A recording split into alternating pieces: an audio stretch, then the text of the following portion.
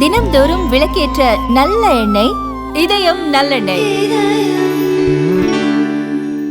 கோவையில் கல்லூரி மாணவர்கள் தங்கும் இடங்களில் போதைப் பொருட்கள் மற்றும் ஆயுதங்கள் புழங்குவதை தடுக்கும் நோக்கில் மாவட்ட காவல் கண்காணிப்பாளர் கார்த்திகேயனின் உத்தரவின் பேரில் இன்று அதிகாலை அதிரடி சோதனை நடைபெற்றது. சமீபத்தில் சுதந்திர தினத்தை முன்னிட்டு கோவை செட்டிப்பாளையம் அருகே மூவர் கஞ்சா மற்றும் ஆயுதங்களுடன் பிடிபட்ட சம்பவம் கல்லூரி மாணவர்களிடம் பெரிய அளவில் போதைப்பொருள் விற்பனை நடப்பதையும் அவர்களுக்கு பின்னால் கும்பல்கள் இருப்பதையும் வெளிக்கொண்டு வந்தது.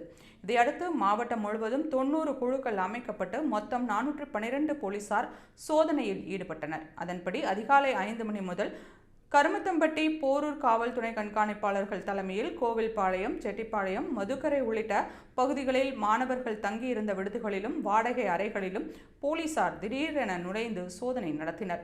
மாணவர்களின் பெட்டிகள், உடைமைகள், வாகனங்கள் அனைத்தும் தீவிரமாக ஆய்வு செய்யப்பட்டது.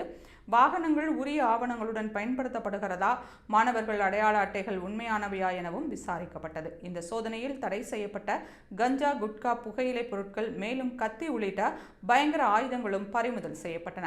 சில மாணவர்கள் சந்தேகத்தின் பேரில் கைது செய்யப்பட்டு விசாரணை மேற்கொள்ளப்படுகிறது. மேலும் காவல் கண்காணிப்பாளர் கார்த்திகேயன் நேரடியாக மலுமிச்சம்பட்டி பகுதியில் உள்ள மாணவர் விடுதிகளில் சோதனையில் ஈடுபட்டார்.